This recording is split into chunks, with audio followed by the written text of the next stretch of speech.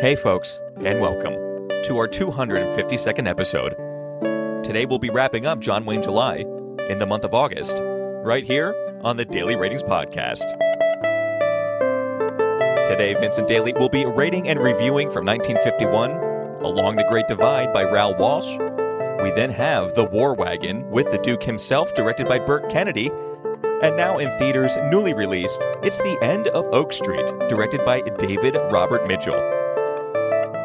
It is clear skies and a cool 75 degrees here in the Commonwealth. Let's bring in Vincent Daly, the man of the hour. Vincent Daly, how are we doing over there? I don't know how to react to this. How was your week of movies, my friend? It was certainly a week of movies. I didn't expect a Harp cover of Old Town Road. Yeah, just wait for the drop. It's fantastic. How you doing over there? Well, I figured, you know what I mean. Why not? I can't. I found this post 250. We're trying new things. I was on my YouTube, and it was just it was past watches that you did like 7 years ago. I watched this, and I listened to this probably 20 times. So it's a little calming rendition of it. Well, because I don't think we're gonna do John Wayne for a while. I have a feeling that you're souring on the whole thing. Based on nothing, but just a feeling. You know what I mean? Just a feeling. It's in the air. How was your week of movies, though? It was certainly a week of movies. It's a Kirk Douglas week, really. Yeah? Along the Great Divide, starring Kirk Douglas. And I do think this was his first Western he did, one of his earlier roles, I think. And then, of course, Kirk Douglas alongside the Duke for the War Wagon as well. Yeah. Interesting to pair these two. I think I'm 50-50 on Kirk Douglas in Westerns, period. Oh, okay. Just because I'll talk about it in Along the Great Divide, where he doesn't have the Duke to kind of be a little bit different. Play off of and... Yeah, and kind of riff with. It's just so weird. Was it okay? No, you don't like it? I told Vin, I said, Vin, just let me do it. No, we're it's keeping gonna be good. it because we're going, but... You don't like it. I don't know. I thought it was great. Okay. Post 250, we're trying, let's see the ones. We're throwing spaghetti at the wall. We're covering TV shows now. I mean, we've completely lost our identity. Yes. This is midlife crisis for the podcast. But yeah, Kirk Douglas, way too charismatic for a Western. I'm going to say it right now. I did tell you a couple weeks ago. Yeah. Dude oozes off the screen. I mean, I love his wicked grin and obviously, like, how much of it's in his DNA coming off of Michael, looking at Michael Douglas's career, like this is an acting, hierarchy. Yeah. They know how to act. It's just that it's a weird match for Westerns. It's just, I don't know. It's too enigmatic, if that's the right word. Yeah. Well, there's too much charisma. I don't know. So. It's wild. Yeah. But it does kind of work. I feel like in The War Wagon, which was kind of your pick, by the way. I was not pushing this on you. No, right. And I was a little nervous about this one, but I think I can set it up properly because you have to know, expectations need to be set, I guess.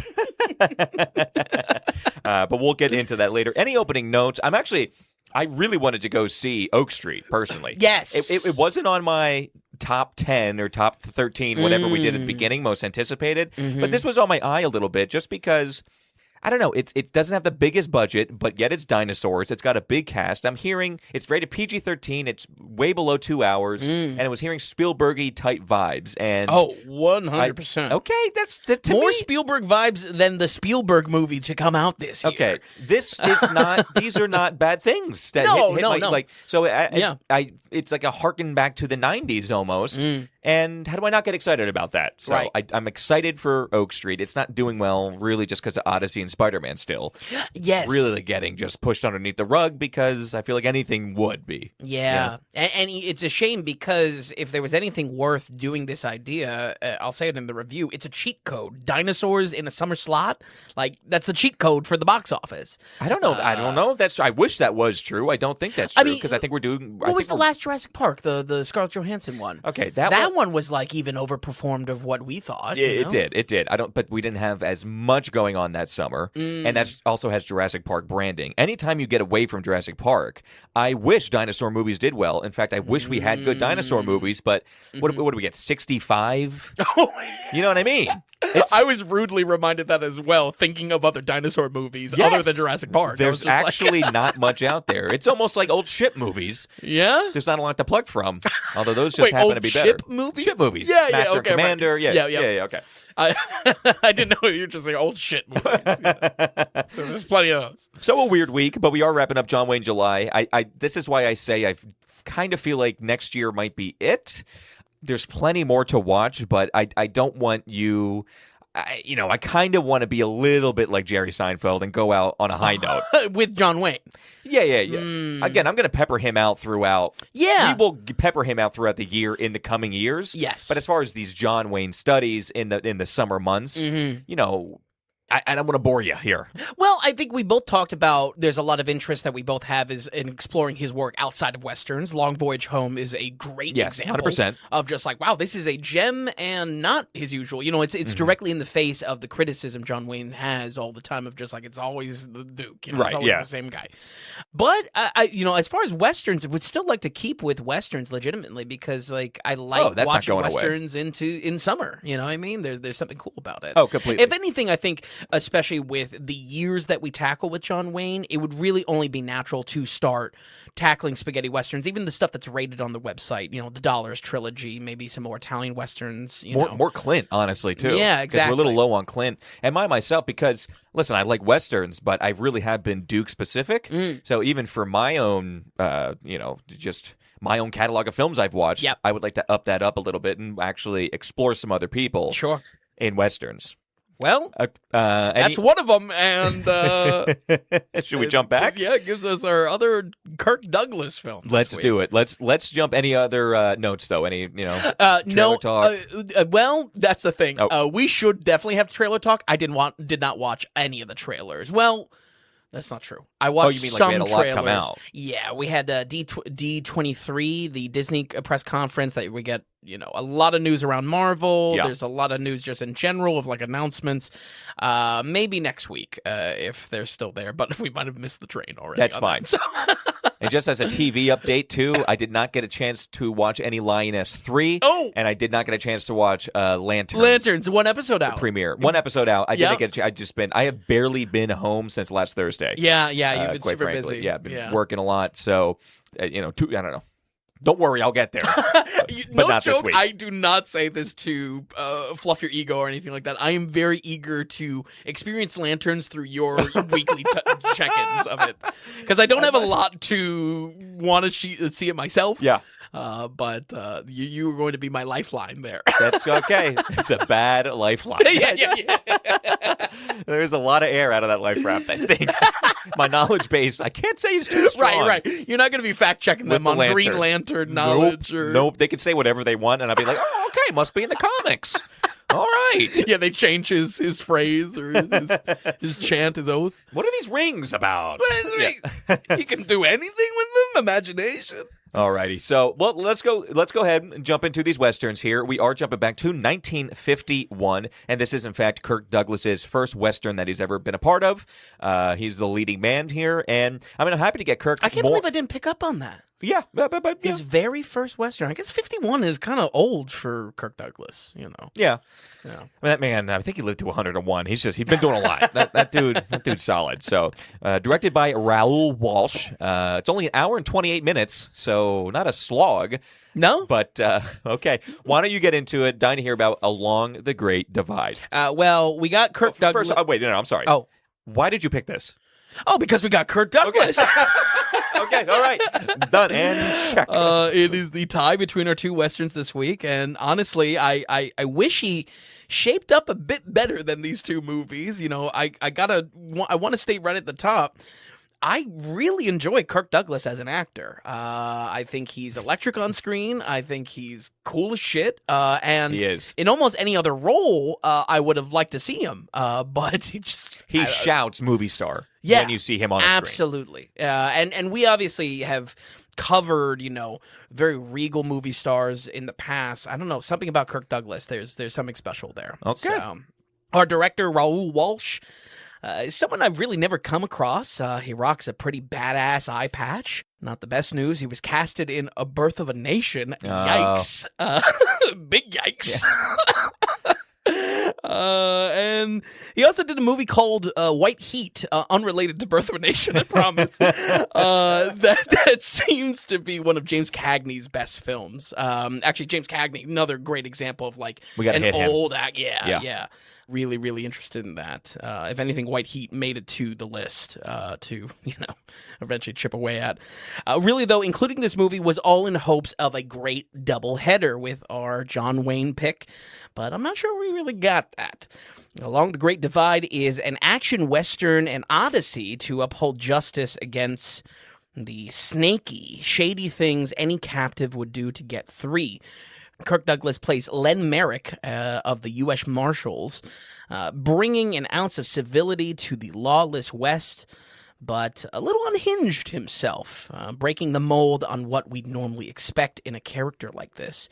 He interrupts a rowdy posse in the middle of hanging the accused murderer of a rancher's son, but no matter what, Kirk stands his ground on the man needing to have a proper trial. A trial for what? Rustling.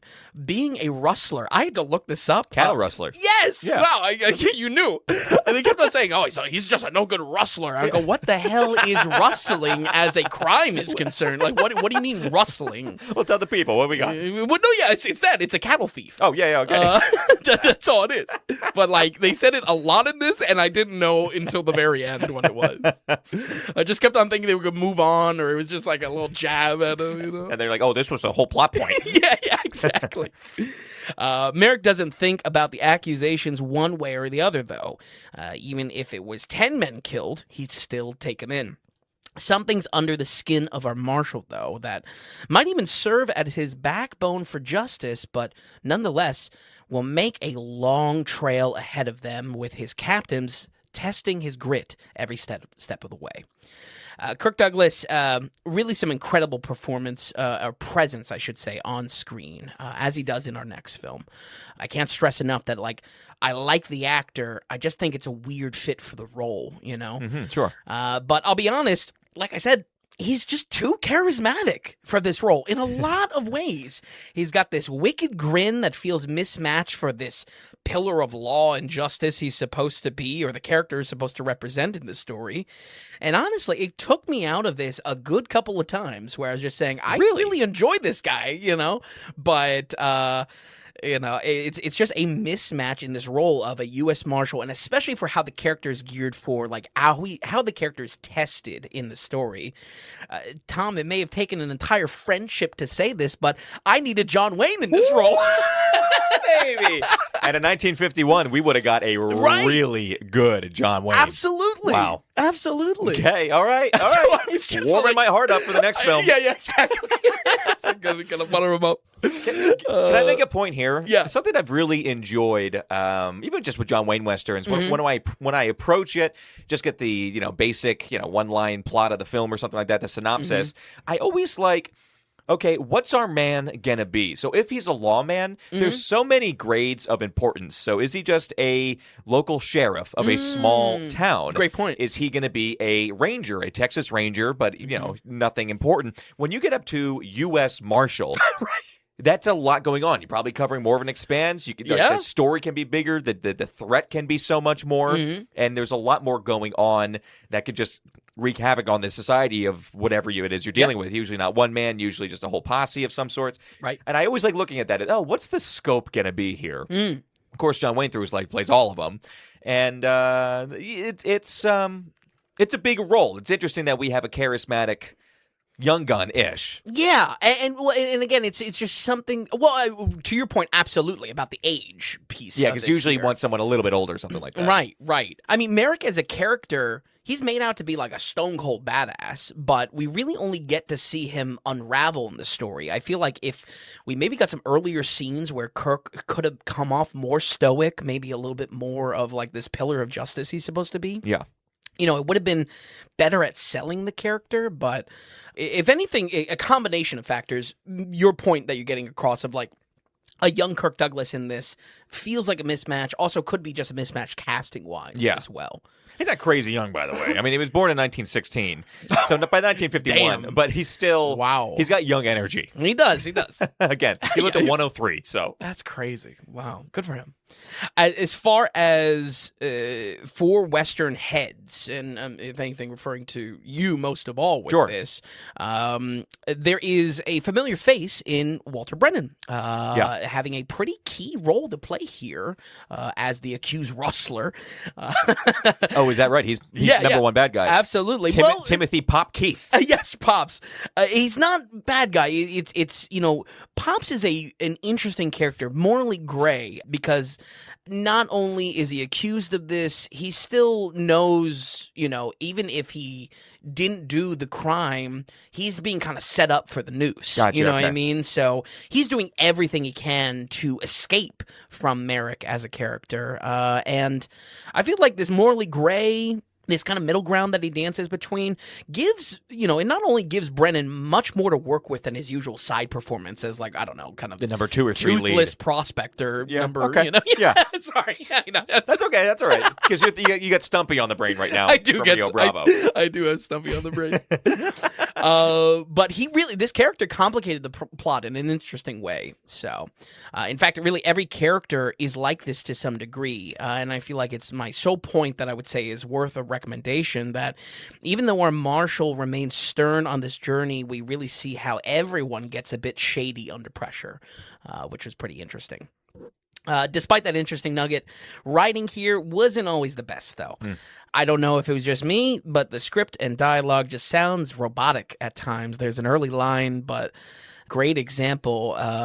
It's the rancher that is talking, and he's saying, I was his brother, and I was his father, and I'm your son. And it's just like, what is this?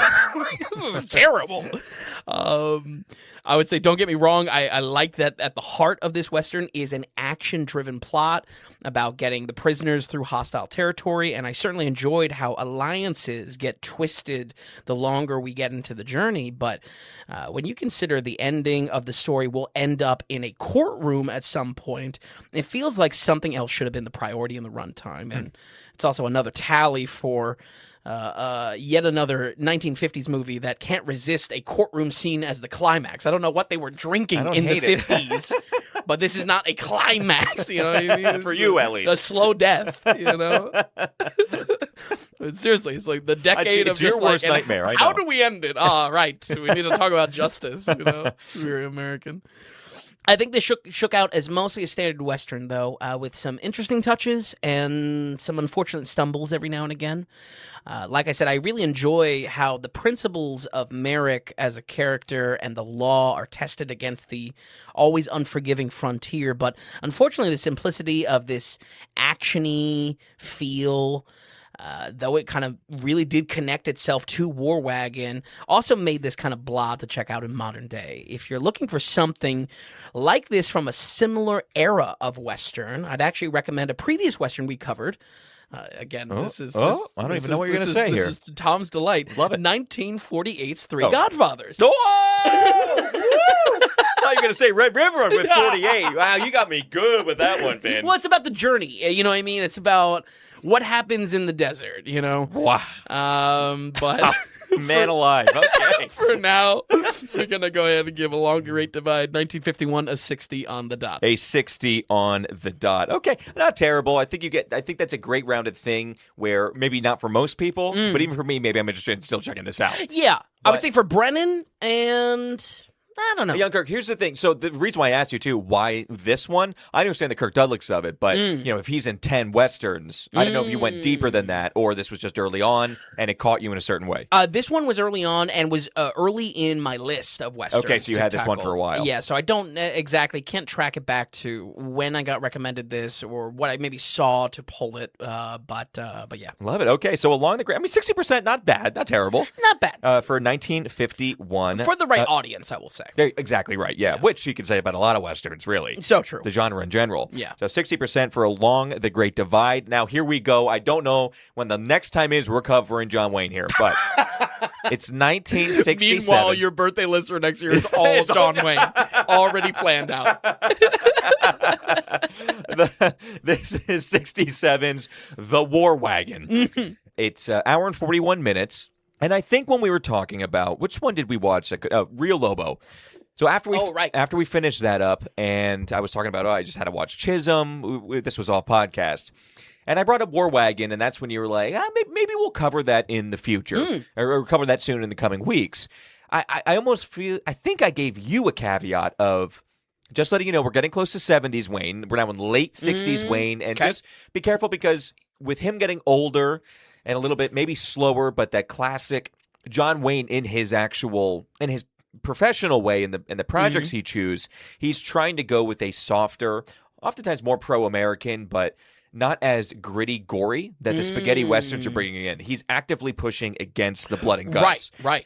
So, as someone that has benefited from the prior style and westerns as a genre kind of being awkward in this transition in the late 60s to 70s. Yeah, and he had more complex thoughts about it, but yes, basically, and this is what he's taking up. Now, he's also getting older, so naturally, I think just softer kind of. Right. So I don't know I never know how to categorize a lot of these films, post-65 Wayne, when he really, in his last decade of work, essentially. Sometimes it's the popcorn of the era, like a popcorn film of the era. That's a great way to explain fun romp, kind of. A proto-blockbuster. I mean, you can't really call it a blockbuster. And so when it comes to The War Wagon, when it comes to Chisholm, movies I can enjoy, I do like Chisholm better, I'll just say that, but movies that don't walk into it taking it overly serious and look to just have a good time with these people and enjoy the story a little bit. Sure. Don't think you're going into a grittier, more serious tone that we get maybe in the past decades of Wayne Westerns. So, or the decade moving forward in just Westerns in general. Of course, spaghetti and with different actors bringing in different type of subgenres. Yes. Yeah. Regardless, that's how I kind of wanted to set up The War Wagon, because I could make that speech about half a dozen films at least. Yeah, absolutely. With the coming films, like I said, post 65. But why don't you set it up? The War Wagon, 2 big stars, and in fact, Kirk Douglas was not originally the one they were looking at for this role. Oh, interesting. He's the one who came and showed interest. And I believe even the director took a pay cut in order to afford Kirk Douglas. Wow. There was money that was moved around in order just to get the guy. Another funny thing, just to set this up, Kirk Douglas, very liberal, John Wayne, very conservative, and yet they're still friends. Like I said, John Wayne called Spartacus one of the most communist propagandist films he's ever seen in his life, and yet after that, 1 or 2 years after that, they're working together. They worked 3 times together. Yeah. There was one day of shooting on The War Wagon. Kirk Douglas was late to film because he was filming a commercial for the Democrat candidate for California governor. Okay. John Wayne was pissed that he showed up late for work for this. The very next day, John Wayne showed up late to work himself because he went and shot a commercial for Ronald Reagan for governor of California. Unreal. That's unreal. But they were friends. So that's what we get here. But The War Wagon, please do set it up. We'll take it back and forth. Well, here's our connective tissue. Kirk Douglas and John Wayne in one movie to close out this year's Westerns. Folks at home, you might be wondering why I remain so committed to John Wayne July. And I think I do want to push it one more year. But you got to understand, Tom has listened to a lot of me ranting about Fred Astaire, which I've only recently gotten under control. You know what I mean? So I think I've had some payback needed. But like we've always encountered, July is packed with big movies that need to be the focus. So we always kind of spill over a bit into the next month to do the Duke justice. However, I really didn't expect how much of this felt like an old blockbuster, a blockbuster before blockbusters. Yeah, popcorn. I don't know. I haven't really encountered this. I've watched movies in the 60s, obviously, throughout the years, but I haven't really watched, like, the main studio core movies of the 60s. And this was almost, like, in a way, like the first dive into something like interesting. that. Okay. That's an interesting way that you looked at it. The fact that I was picking up on the same thing. But you're right, especially because of the podcast goes, if we're going back to the old decades, we're picking some flowers, watching some gems, or something that you genuinely just have like intense interest in. Right, exactly. Yeah. Whether it be a genre flick like sci-fi or really anything. Yeah. But I don't think this studio feel was in a great way with War Wagon, though. I'd almost call this the baby of John Wayne and Fast and Furious, believe it or not. Wow. I mean, that's a selling point almost to some people out there. Yeah. Holy hell. That's why I wanted to throw it out there, because it's definitely not a selling point for me, but might be a selling point for someone.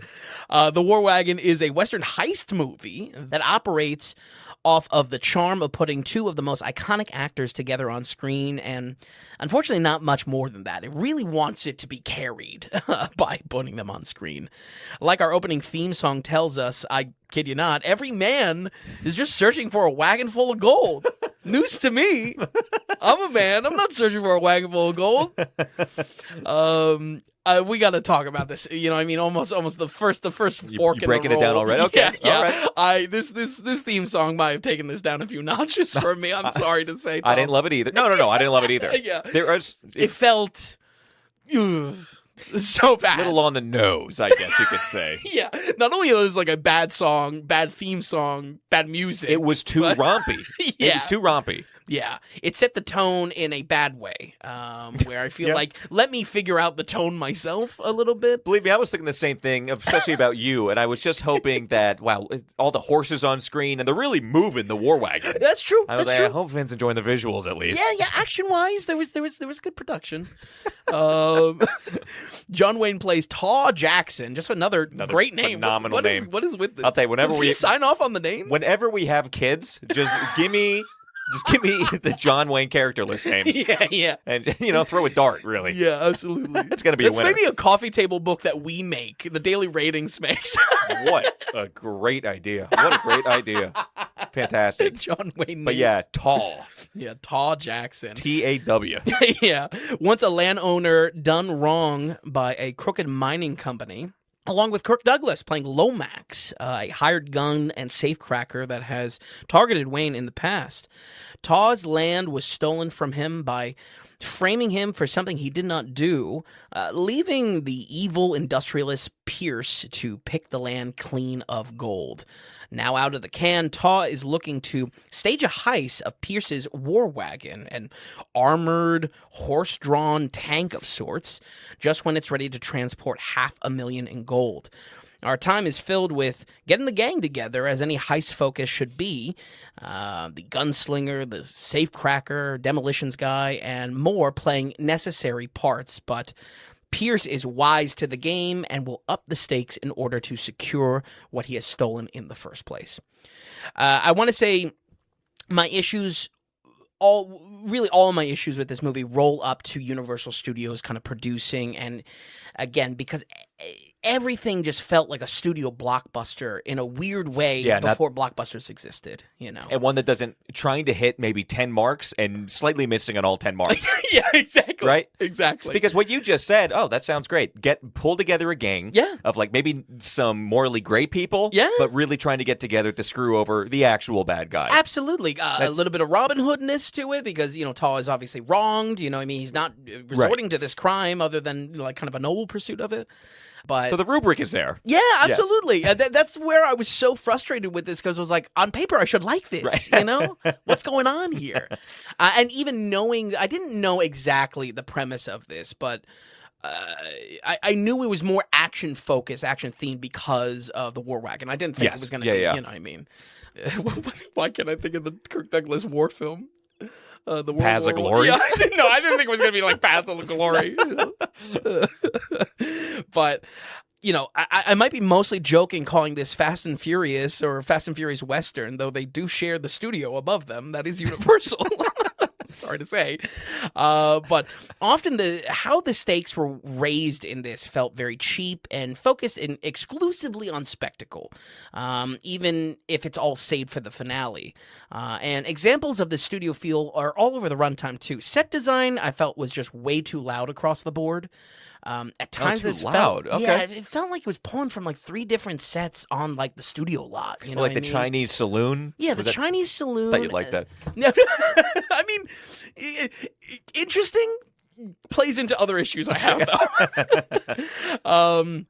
But you know what I mean? Like the sets in this, I don't know, they were just so loud. Costumes were really loud. That's kind of a good and a bad thing. I did like. Characters were loud. Yeah, exactly. Every character was loud. Yeah. Yeah. And maybe that's fine because, again, they're fitting into these, where do they fit in the heist type of goals? Stereotypes. Yeah, exactly.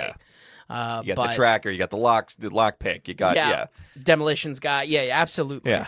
But just a little bit too loud on the sets. Odd things as well, like money and how Western characters are speaking felt very inauthentic for the setting for me. Right off the bat, the scale. Well, let me say this actually. Both the movie and the original book that this is based off does not specify a year this took place. But you can feel how moments in this are disconnected from the period they're meant to take place in. The scale of $500,000 in gold, even by late 1800s, is ridiculous. It's we're talking like $40 million. It's huge. It's Did crazy. you do that conversion? Yeah. Okay. Not in my head. No, there was research. Also, John Wayne literally says percent, and I just found that unacceptable. I feel like I have a right. I have a right of watching this many John Wayne movies to know what shouldn't come out of his mouth. The word percent does not come out of John Wayne's mouth when he's in a Western. I see what you're saying. I think I have a point here. You're not exactly wrong, but I mean, come on. You know, percent, that's fine. That's all right. What's your percent? Here's your percent. I suppose. Okay. So many scenes felt like they were just throwing two big stars on screen and kind of expecting that to be enough. And it's not a fault in either of the roles. If anything, the only thing holding this up is Wayne and Douglas. You know, I love them both. Oh, absolutely. Yeah. You're watching it for these two. Exactly. But the problem is that's what they think that's all they need as well. Yeah, when it was making almost in a Marvel-y kind of way, where it's just like, you throw them up and it's just like, oh, you expect the audience reaction? Yeah. I mean, again, this exists in a time like 20 years before we knew the term blockbuster, so... well, about 10 years. I mean, 10 years later is when we had Jaws. Yeah, true. You know? But it's just a little bit too much. And again, that tacky theme song, unfortunately, kind of killed it for me. It's not doing favors right off the bat, too. I would say, again, the main area where, if you do want to check this movie out, it is for, you know, kind of the elevator pitch of it, that Wayne and Douglas on screen are just giving a lot of time to just do their own thing. Yes. 1967 puts this right around El Dorado as far as our recent continuity for John Wayne. And like we talked about opening up, an interesting spot for his career, but also how Westerns are at the cusp of evolving in 67. Mm-hmm. Yep. So that's kind of interesting. 67 was the same year as El Dorado? I think El Dorado had a weird, like, it was either 66 or 67. Yeah, but came out late in the year or something like that. Yeah, something like that. I think El Dorado first opened in Japan, by the way. That is rocks. That's a fact sticking in my brain. I mean... As an aficionado, where is it? Where's the poster? As an aficionado of international posters, Tom, we need to get the Japan El Dorado release. That would be sick. All right, don't mention it again because I'm going to surprise you for your birthday. Right, I'll promptly forget about it. I do like, again, I like what Wayne is able to bring to this character, kind of a semi-noble Robin Hood type of criminal. You know, does he change the Duke persona too much? No, but if anything, I think it would be wrong for him to really switch things up, especially when audiences at the time, the studio's intentions of this movie were to just, like, put the actors on screen. You almost want them to be, like, whatever their vibe is in interviews and late-night shows. Kirk Douglas, on the other hand, man, this guy is slaying pussy far and wide. This dude is a bachelor, and maybe that's a real Kirk Douglas too. I love his costume in this. Like, he's got this like one leather glove that he wears the gaudiest like ruby ring on it. Yeah. He's just like a total inversion of John Wayne's color schemes as well. Yes. Like every color that John Wayne has, it's like the complementary or whatever. I don't know. I don't really know color theory like that, but like it's just a total inverse of what his look is.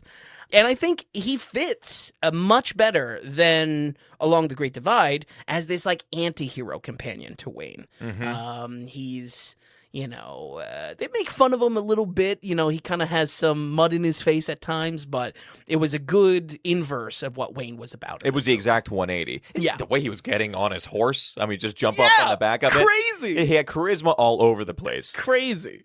Which I think he's good with that. I felt now the problem is when you have these both characters on screen, naturally the muted character is like it's going to be how is Duke, and in my opinion, he was giving. I didn't love his script. I think it was a little bit too funny at times. Wait, Douglas or Wayne? Wayne, okay. Wayne, because I don't know. I just don't know. They play great together, and you watch it for the two of them. But just John Wayne being the more muted character was definitely the more muted character. Oh, sure. Also done a little bit dirty, in my opinion, when it came to writing. Yeah, true. That's a good point, because I think both are enjoyable on screen, but Douglas does kind of dwarf him in ways. Right, yeah. That he's just given so much more. And given a lot of, like, again, there's, like, 3 scenes of him, you know, with the ladies hitting up other ladies. Yeah. It's just like, what is going on? But like I said, I think my real problem is not the stars, not the acting performances necessarily. It's just more so that these scenes, they feel empty. There are gaps that are left for 2 big stars to show up on screen. And it was a shame, because I think there's a lot here in a buddy rivalry between these two. But it just could have been great if that was used to create tension, do something with some twists and turns. You know, Lomax is a character that has no loyalty. Maybe do something interesting in the heist with that. Also, a quick shout out to Bruce Dern being a fun henchman in this. I don't think he opens his eyes in this scene, but you definitely see his chompers. And you've been seeing him a lot more now with us dipping into Westerns. Yeah. He's in a lot of John Wayne Westerns. He's kind of a perfect henchman. I don't know if I... Oh, wait, Bruce Dern. Yeah, Bruce Dern. I'm sorry. Yes. I think this might be his first role. Oh, wow. One of his first roles ever. And both John Wayne and Kirk Douglas made comments saying, this guy's going to go somewhere. Like, hey, you're going to have a career. Don't worry about it, essentially. But very small Bruce Dern role, very young. And, of course, we get the Cowboys somewhat years later where they're joined again, John Wayne and Bruce. That's a great point. He walks up to John Wayne and Kirk Douglas, and he just like is squinting like no man has ever squinted at the sun before. And he's just got these pearly teeth, you know. Folks, I'm conflicted on this though. Like I said, on paper, I should love this. I should love its high structure, its clear-cut premise. You know what I mean? There's no, you know what I mean? Right. There's no misunderstandings about, you know, what are the stakes of this war wagon. But it was lacking grit, to your point, Tom, about maybe don't go in taking it so seriously.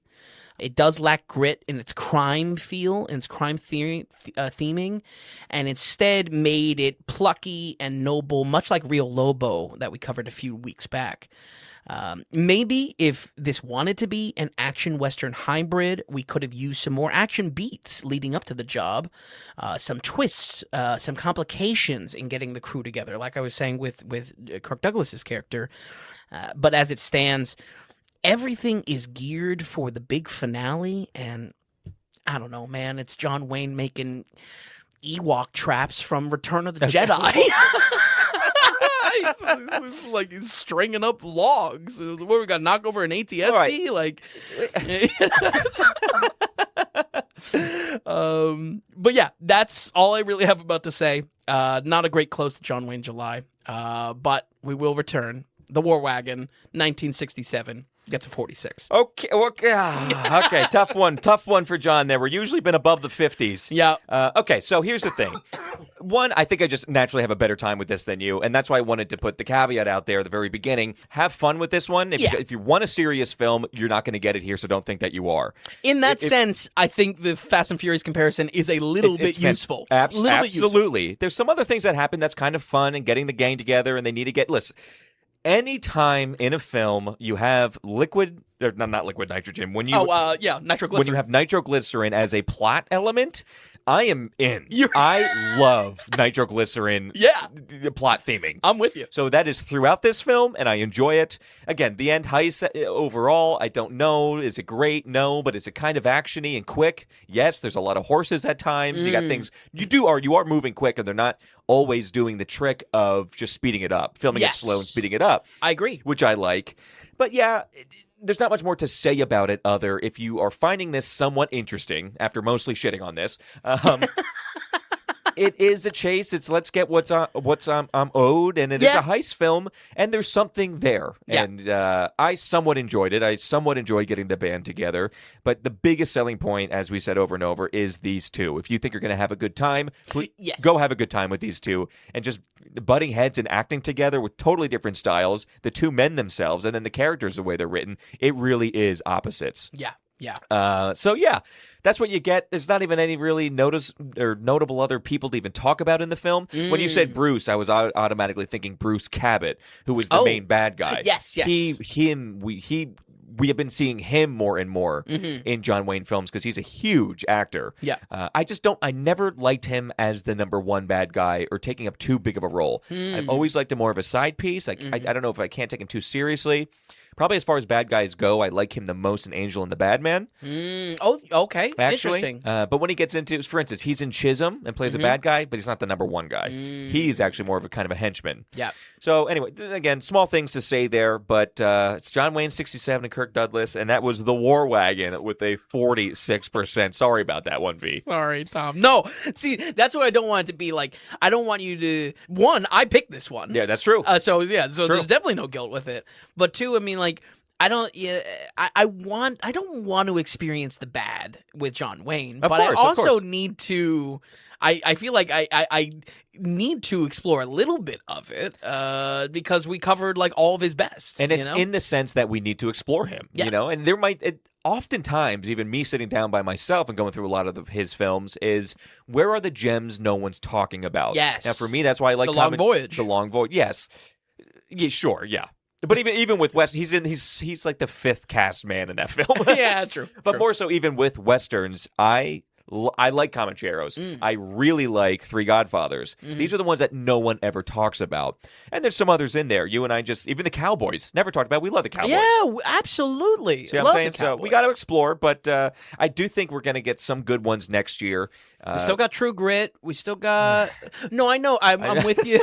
I'm worried about True Grit. I'm with you. But even we have that one from 1923, I believe. Yes. So there's others on the list that I'm highly interested in. Now, were they going to be at the heights of a Red River or Man Who Shot Liberty Valance? Probably not, but there's something maybe about them that they're not 46. Yeah, true. So, okay, that closes that and him out. I just do want to say, too, yes, El Dorado first opened up December 17th in Japan, didn't come out in the States for another 6 months, and there are some posters that exist. No way! You let me take care of that. You don't even Google it. I'm going to try to forget. That's the Houdini of this episode. I want to show you so bad now. So bad. But we'll just let that sit there. I hope it just on the poster you just see drunk as a skunk Robert Mitchum. You see some things. Okay. You see hey folks, just a reminder what the Daily Ratings is all about and how we're what our model is here, our business model. You're never going to find advertising here on the podcast. We're not going to do insert ads. We're not going to do shill a bunch of products to you left and right in between every single movie that we have to cover. Unlike a lot of podcasts, we don't want to deal with advertising at all. We also don't want to have any paywalls or payment tier structures where you have to give us money to get bonus shows or extra content or even access the content at all. That's why we're not doing Patreon, where we force you to pay a certain amount and to get bonus stuff. Everyone's on their own finances. Everybody's week to week is different, and everybody might be getting a little bit different value here than each individual person. And that's why we're going off the value for value model. Bottom line, are you enjoying the podcast, and do you find yourself stopping by once in a while or even every week? You listening to every film or just the new films that are coming out and enjoying yourself? We look at that as value in your pocket. Could you then send us value back in our pocket? It's value for value, and that's how we are supported. We are completely listener supported here at the Daily Ratings through your monetary support and your donations. Please do stop by thedailyratings.com and not only enjoy yourself on the site and check out everything that's there, but then there's the donations tab. And please stop by that donations page. Everything is laid out there for you. We have some set donations if you just want to send a fixed price in, like buy Vin a movie ticket, the Space Odyssey donation, Gump Club, become a Godfather. But then also there's the big value for value button there.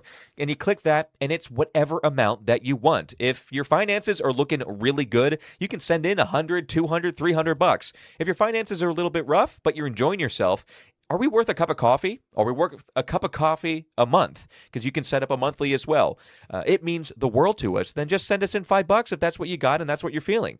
We really appreciate it. It's a way to support us. It's a way for us to keep going. We run a slim operation here, but there are up costs every month and on a yearly annual basis. So every little bit really does go somewhere. It goes back in to the Daily Ratings. And when you do support us with the donations, it's why we also look at you as producers. Just like in Hollywood, when you financially support a project, you're a producer of the project, and that's what you are. We are completely listener-supported, but we're producer-supported. So when you do send in that donation, if you have something you want to say, if you have something that you want to ask us, now's the time to do it. Send in a producer note. You can email us a note of any length of asking us or telling us anything, help out the podcast, critique the podcast, ask a bunch of random questions. It's whatever you want. We want to bring you into a conversation. We want you to also produce in that way. So please, when you do donate in, send us an email at tom.vin@thedailyratings.com. That's the email address. And like I said, say whatever you want. If you want to be anonymous, just say, hey, keep my name anonymous. And of course, we'll honor that. Once again, it's thedailyratings.com. Please do head to that donations tab. It means the world. It is in support of us, and become a producer and show us what value you are getting. All right, Vin, let's head on into the theaters. This is The End of Oak Street, directed by a director that you have really liked in the past. This is David Robert Mitchell. Yeah. I think you were a little bit surprised when he tackled on Still this am. project. Still am. He's got some other projects in the works as well. But I don't know. I'll just say what I said at the beginning of the podcast. I was looking forward to this film. I was sorry that I couldn't come see it with you. I had interest in it in like 3 different ways. It's kind of originality. It's callback to an older film style. And I don't know. I'm digging the genre switching a little bit. And I just want to hear about these dinosaurs too. Yeah, true. So please get us in. At least just tell us about what exactly is The End of Oak Street. Well, I was certainly interested in our writer-director, David Robert Mitchell, but equally nervous and confused why he was involved in the first place, no less it being an original idea from him. He's writing here as well. I know. 2014's It Follows is one of my fave. Go check out the review on that. That's still a great review. I believe I watched that after Smile because I was just like hungry. I needed to actually watch a good movie. And while I wasn't too excited by the news of a follow-up sequel to It Follows, that being in the works so many years later, I also didn't know how this was going to shake out. J.J. Abrams' involvement was also something I was similarly mixed on, the internet scrambling to see if this was yet another weak tie-in to the Cloverfield universe. But I don't know, man. Maybe I was a little grumpy this week. Maybe this felt like such a studio movie. Maybe the goddamn trailer gave away nearly everything. Okay. I stayed away from it, by the way. Yeah? I was really hoping to see this with you. Yeah, we right. But I just really didn't connect at all with this week, despite most parts of the films being well crafted. I feel like, if anything, I'm frustrated because I wish the clear effort that Mitchell put towards making this not a fake movie, not a bullshit movie, I just wish was maybe elsewhere. Those efforts were put elsewhere. You could feel the heart of it. Yeah. And, like, he cared about it. He did. And again, very unexpected because it's like... No one was asking for this. No one was asking this was his project for sure. Yeah, exactly. The End of Oak Street is a suburban survival and family thriller of sorts that aims to capitalize on one of the box office cheat codes, dinosaurs in a summer theater slot. You can really feel this marketable approach in every ounce of the movie, with more Spielberg camp than the actual Spielberg movie coming out this year. I feel like this is a fact that kind of has haunted me with this film, of just like, how does this movie, as a copycat of Spielberg, or isms, come out feeling better and more Spielberg than Disclosure Day? Spielberg's just trying to reinvent himself. Yeah, man, don't hate. Right. It's okay. He's not not that old. He can do what he wants. We kick off with what looks like a perfect summer day in 1982, the local block party, only revealing our family that's holding kind of some secrets from each other when you break the surface. Both Ewan McGregor and Anne Hathaway are struggling to keep their collapsing marriage together, while their son and daughter begin to see the writing on the wall. Freak incidents, however, keep popping up around the neighborhood with an unusual prehistoric flavor. This is until one morning, the whole family wakes up to a raptor licking its teeth from a fresh kill next door. Who knows what happened to Oak Street that fateful day, but what's a little family trauma to bring everyone together in hard times, even if those hard times are set 65 million years in the past? I would say In addition to directing, Mitchell, again, writing here as well, which in so many ways is the most confusing part about this, or at least the most confusing part for me. My expectations were he was just kind of tapped by the studio to direct this, maybe a one for you, one for me type of thing to get the It Follows sequel across the goal line. But nope, he wrote it as well. It's his thing. I was confounded watching the press circuit for this. It was just like, wait, he cares? What's going on? What's going on? You know, and then JJ is standing right by him. You know, the real puppeteer. You know? Yeah, listen. JJ does. They're not doing a whole lot. JJ and his production crew. He downsized it. I don't know. Yeah. Why are we so nervous about him now? Oh no, I don't know. More so because if anything, I like J.J. Abrams. Yeah, no, I like his movie. We still do like him. Yeah. I just think it's more so he's synonymous with money moves in Hollywood. Okay, all right. So I think he's on his back foot a little bit. He needs to perform a Yeah, little bit he better needs to earn the money almost moves. be ingratiated back in Yeah. on that big top level. Yeah. I will say he was supposed to have a movie come out this year. Apparently, Oh, that's right. the studio is really likes it, so they're pushing it almost a year, and they're giving it IMAX treatment and just fixing it up a little bit because they actually want to push it out even better, even more. I remember that. Yeah, what was I had it on the new show. Yeah, weeks ago. it has to be where I heard about it. Yeah, and also that's another case of where it's like he's only been producing. You know, He's been quiet, and his Bad Robot Studios, he did downsize a bit. Yes. So, which kind of makes you nervous, but I don't know. We'll see what the future is. But when I see his name, I don't know if I feel a certain way about it at all, honestly. Okay, It's like, sure. okay, all right, J.J. Abrams, whatever. Yeah, that's fair. That's fair. Yeah, until we see more from him in the director's chair. Yeah. So now, I would say, luckily, the writing here is pretty strong. Again, I wasn't like thrilled with this movie, but this movie was a case where there's a lot of good on paper. There's a lot of good in the bones of this movie, and it starts with the writing. It just actually takes its time to build up characters beyond the eventual dino premise we know is coming, you know, and that's not something that like the latest Jurassic Park movie did. I Right. mean, you know, where, you know, Mahershala Ali and Scarlett Johansson don't even sound like they're in the same room talking to each other, you know? But what's shocking is how this lacks any characteristics of Mitchell's last two films, Under the Silver Lake or It Follows. Unexpected blockbuster camp or not, as a real positive to this tried to build up some heart to the story. And I think a lot of audiences will appreciate how each character is given their own little arc, their own little nugget to the story in a good way. This takes its time.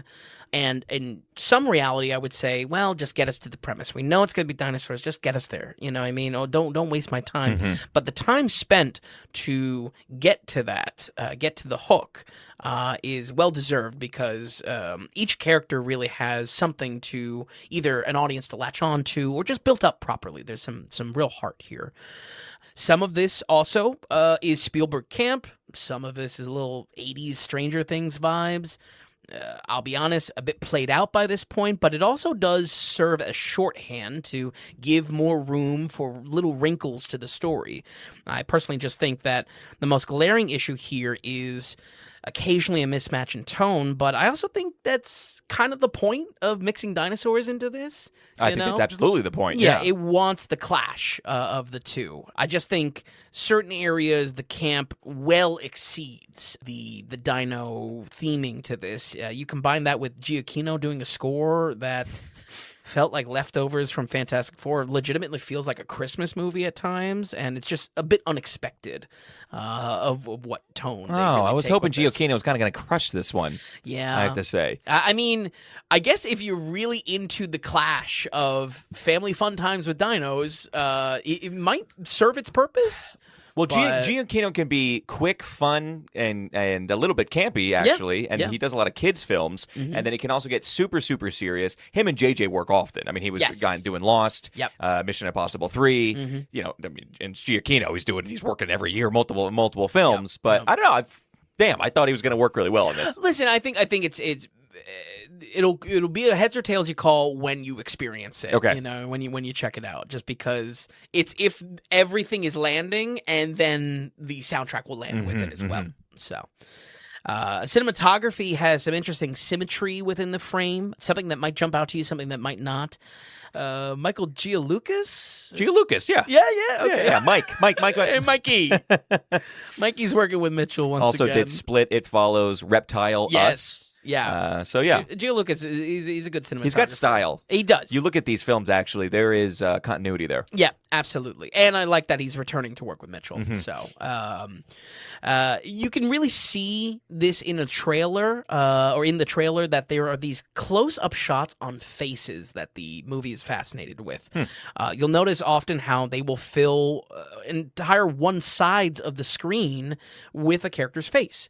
And something is definitely always going on in the background. They really love these shots. I bring this up because I really enjoyed these. It felt like almost like character portraits or concepts transferred from the storyboard directly. And I don't really have much more to say beyond that, but they really looked good, So Okay. again, you can if you're trying to figure out what I'm talking about, folks. There is, you see them in the trailer when Anne Hathaway and Ewan McGregor are talking. So. Let's talk about the dinos, though, because it's a dino movie. Yeah, I'm dying to know the CGI here. Personally, would have loved if this was rated R, but this did get away with some wild shit from time to time. This definitely got away with it. I mean, it's a PG-13, and it's hour 40 minutes. Yeah. It sounds electric, but they still didn't hold back too much? No, I think in a good way that there are moments that are going to shock you because it's PG-13. Okay. All right. And that they got away with it without a rated R. I think it would have been great to push it further. I mean, that's obviously just me as far as the R rating.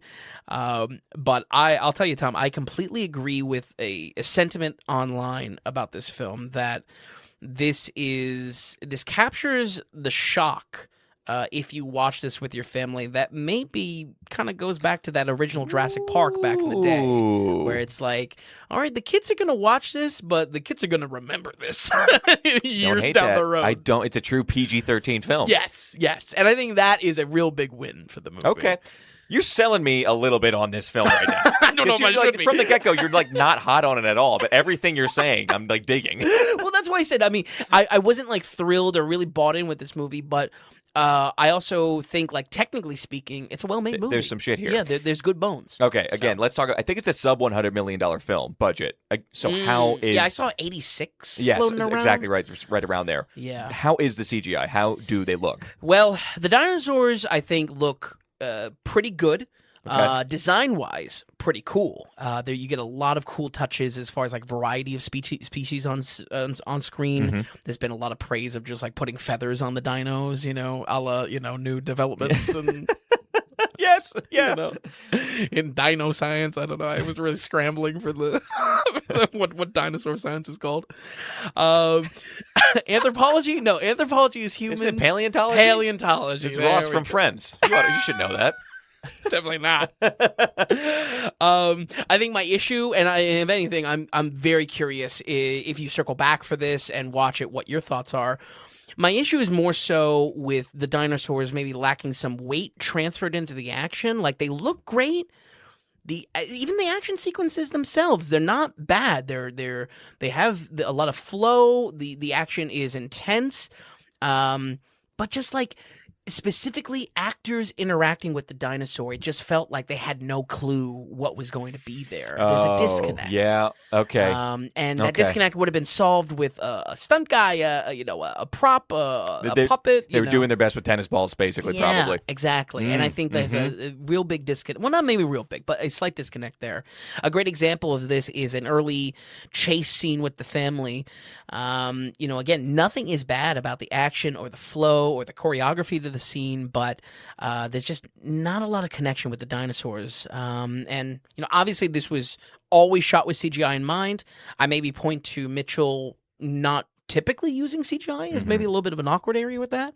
But I was looking for way more connections to the threat on screen. Overall, I think the best compliment I can pay this is that it captured some of that original Jumanji energy for just like how wild the premise was. Oh, I love that. Yeah.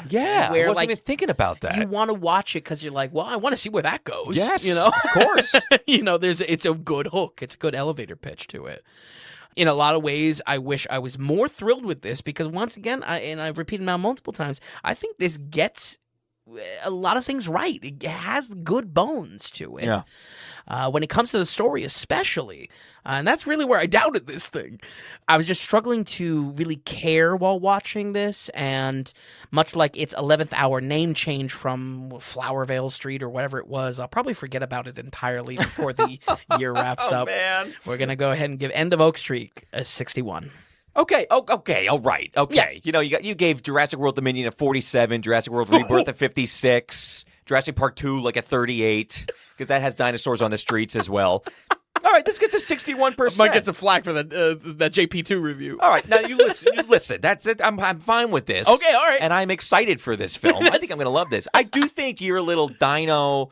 I've never been into dinos. Yeah, as a you're like kid. an anti-dino. I mean, I hate to say anti-dentite, but that's more Kramer bringing in Seinfeld again. I don't know if you're a dinosaur guy, Vin. And No. for some reason, I picture you as a kid with a bunch of dinosaurs around you, and I think that's completely false. Completely false. Completely false. I'm not a dinosaur guy. I'm not a pirate guy. We'll discover that when we cover the Pirates of the Caribbean films. Okay, all right. Well, Sooner rather than later. I love that you brought Jumanji in, because if we are getting 80s, 90s Spielberg / Jumanji, you throw in dinosaurs in there. Again, I'm kind of loving this. Yeah. Real quick, we have to go through some stuff here. Okay. Ewan McGregor, who we don't see all the time. We have Anne Hathaway, who's in a lot of things. I mean, this is her third movie. Fourth movie we're covering with her. Oh, yeah. We have Mother Mary, or Mary Mother. Oh, yeah, Mother Mary. Devils Wear Prada 2. Mm-hmm. Odyssey. Yep. And then this.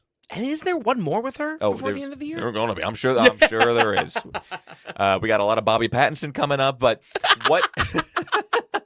How are the two mains and how are the kids? Kids don't really have notes on, but they do get something. Okay. You know what I mean? It's not nothing. They were good enough. Yeah, exactly. Okay. And story-wise, they're given something to work with. So it'd be interesting to see what the kid actors do down the road from this. Okay, good. Because they're given a chance.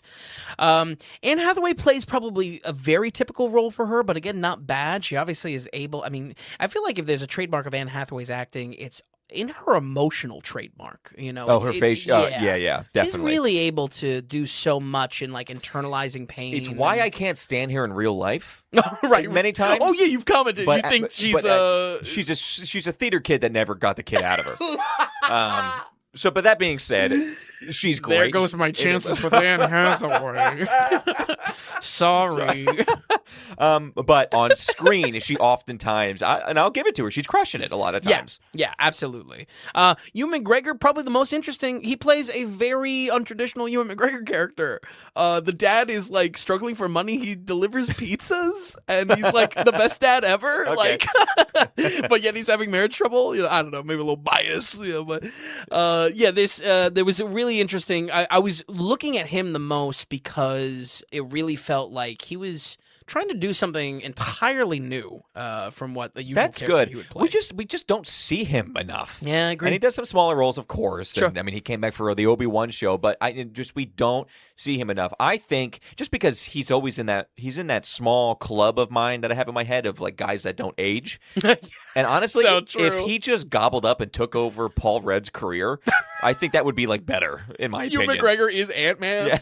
I'm sorry, but compared to Paul Rudd, I don't hate it. Sorry, fans. Wow. Sorry, Marvel fans. Love that. No, I'm with you. But I'm glad you were enjoying. I'm glad they were doing good enough. It's serviceably, it seems. Yeah, absolutely. Again, Serviceable. the biggest surprise, and again, what genuinely this movie got right was story beats, which is again, this is a dinosaur spectacle summer movie. Not usually what you get. You know what I mean? Right. So that's where it's like, you know.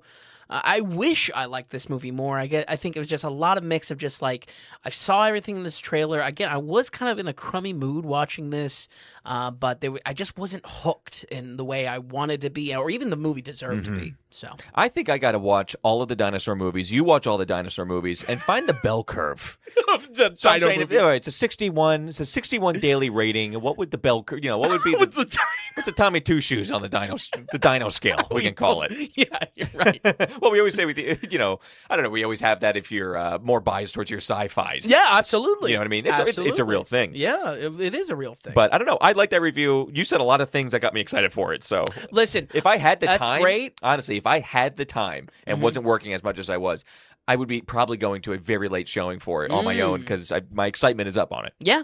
I think it's still worth a watch, and that's where it's like, it's north of 60, not by much, but I think there's something there that, the goal of a review is to get your thoughts across, but also the goal is to give the review to who's listening so that they can determine if it works for them or not. You know what I mean? Yes, and I'm digging this as if you have kids that are just old enough, watch it. Because even you watch Jumanji.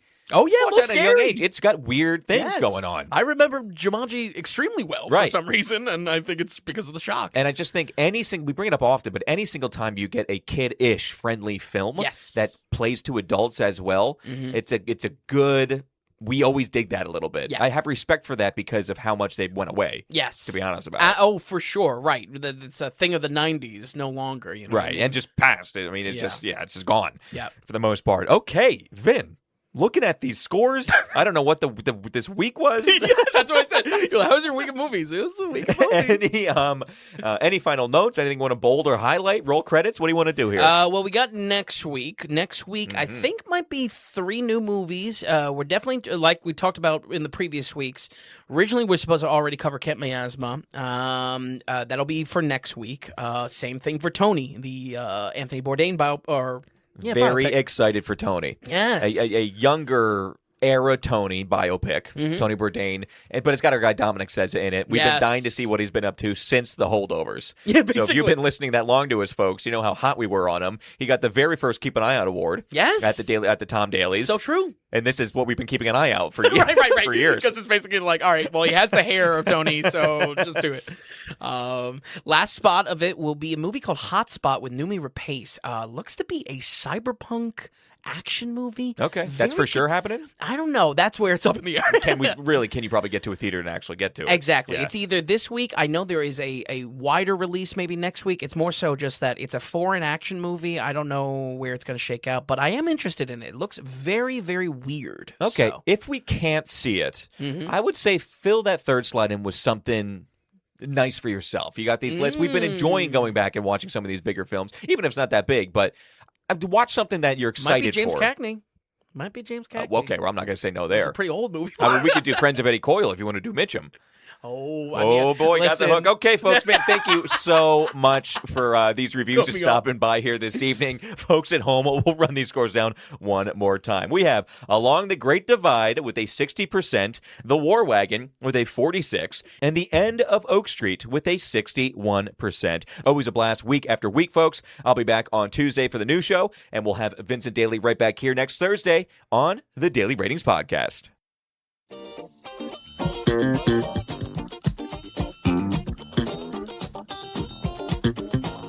And hey, if you enjoyed the podcast, if you would, give us a good rating or get the word out and tell a friend about us. And just a reminder that the Daily Ratings is completely producer supported. We want to stay away from advertising, and we don't want to have any paywalls or tier structures or subscriptions. It's all just value for value. So, are you finding value in what we're doing here at the Daily Ratings?